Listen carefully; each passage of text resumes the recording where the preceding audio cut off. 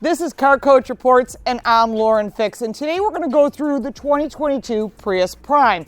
We're going to give you some information that you won't get at the dealer because their job is to sell you on the vehicle, and our job is to give you car smarts. So don't forget to subscribe and click that little bell so you don't miss notifications, because we cover a lot more than car reviews. We give you first looks and we give you car smarts. Let's get started with looking at this 2022 Prius Prime. You start off with the LED headlights, but the fog lights are also LED, and that will give you nice bright lighting. Now, there's not a lot of changes for 2022, but when you're driving it in the snow, because it's 10 degrees here in Buffalo, New York, you really can see its capabilities.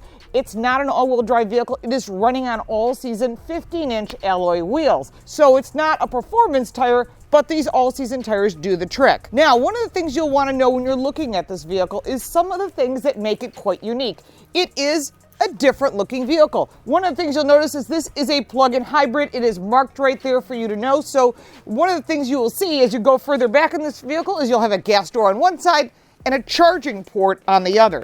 The vehicle has a sloped design, so it will limit some of the rear space, but there is a really excellent warranty on this vehicle, and it does come with 2 years of maintenance, roadside assistance if you buy the Prime, and of course, that Toyota guarantee of quality. They do a nice job building their vehicles, and that's where the resale on these Priuses are super high. You'll see a vehicle out there with 100,000 miles on it.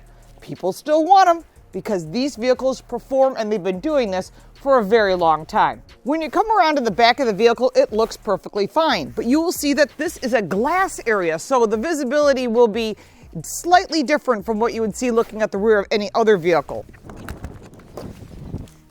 In the back, you have 19.8 inches of cubic space. That is not a lot, and the reason is the larger battery that they put into the Prime is here. It's right underneath this cover, and that means you're going to limit your space. So when I went to the airport and I put my luggage in the back, I had to put some of it in the back seat, which is a problem if you've got 4 people on a road trip. So think about that before you go and make this purchase. What are you bringing with you on a daily basis? You can put the seats down. There's 60-40 split that will give you a little bit more room, but it is not a flat surface. So if you're putting in something large like a television, or you're going to Costco, know that there's going to be an elevation change in the backseat area. When you're looking at the pricing of this vehicle, it starts at $28,200. Of course, we have the limited edition. They always give us the ones that have all the features so we can show them to you. I know a lot of you ask why.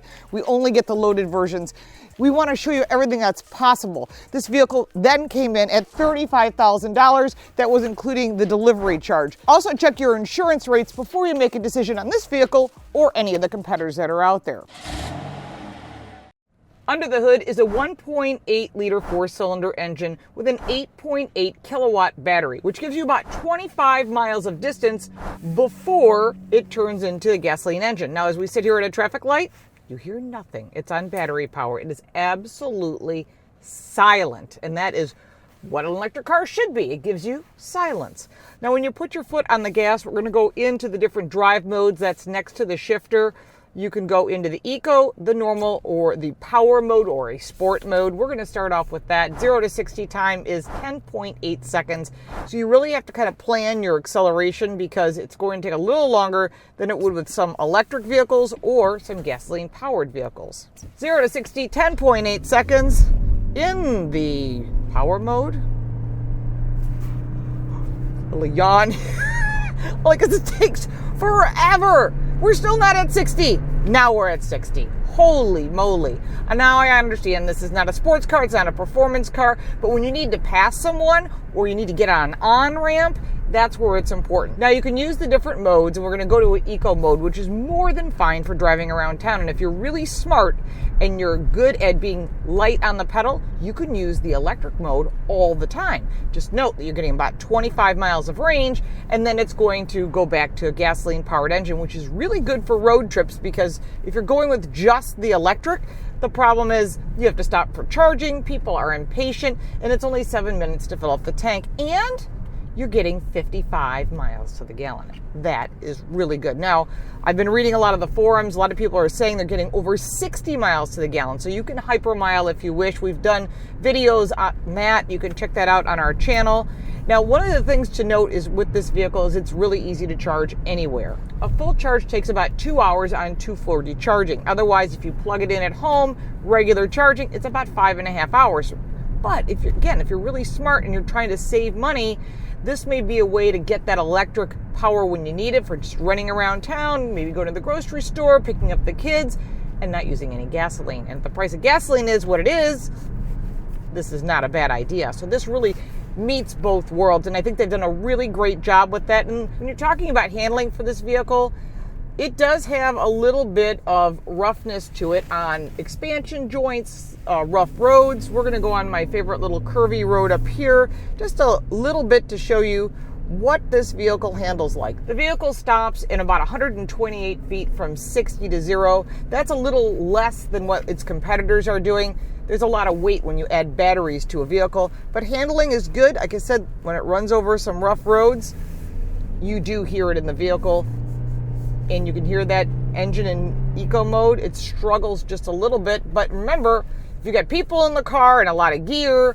it's just going to make it a little bit more difficult for this vehicle to accelerate. It's just a little bit of planning, and you get used to that. Standard on every single Prius is the Toyota Safety Sense 2.0. That includes cross traffic alert, forward collision warning, pedestrian, and in the limited edition, which we're driving right now, it also has a parallel park mode. It's a switch over here on the left. You press that button and it'll assist you in parallel parking. If you're not good at it, you should be good at it if you passed your driver's test. And I'm really a big proponent of practicing parallel parking. Some people just don't know how to park even perpendicularly. You can put that in the comments down below for sure. In front of you, you have an 11.6-inch screen. It is vertically mounted. Standard is a 7-inch screen, which is more than enough. The information works as stated. It is a little slow. It's really a little bit difficult to get to certain things. You have to go through different menus to make that happen. I found that using the climate control, when you press that button, the beeps drive me crazy. You can stop that as well, but you can set the different modes, pretty easy to use. Going into the audio system, which is a JBL audio system, which is pretty good audio for this vehicle. It's a pretty good premium line, as Grace Note. It's got Apple CarPlay and Android Auto Standard, which is a big improvement for Toyota. It's kind of dated when you get to some of this. It's not updated enough. When you hit the home button, again, more beeps. It tells nice big navigation screen, but you are looking away. Some of that information is in front of you in the head-up display, which is in color. I'm not a big fan of the gauges being in the middle. You're just missing some of the information. And when you go through the center screen in a little bit more detail, there is a lot of great information. This vehicle is designed to make your life easier, and they've done a lot of niceties besides the safety features and technology. You've got 2-stage heated seats, wireless charging, tons of storage in this vehicle, and 2 child safety seats in the back. Remember that sloping styling we talked about on the outside? Well, that does impact the head space for anyone sitting in the second row if you're really tall. One other thing I noticed with these seats, there's lumbar on the driver's side, nothing on the passenger side, which I find extremely frustrating. If you're long in the legs like I am, you might find the seat cushions a bit short, but there is a heated steering wheel, there's really good visibility, and you do need to be aware that when you look out the back, that wing is right there in the middle, and some people will find that disturbing. I don't find that at all. I don't find it to be a problem. I don't find it limiting at all. Again, that is a personal choice, so it's important that you test drive any vehicle before you make a final decision, because this vehicle will not get better the longer you own it.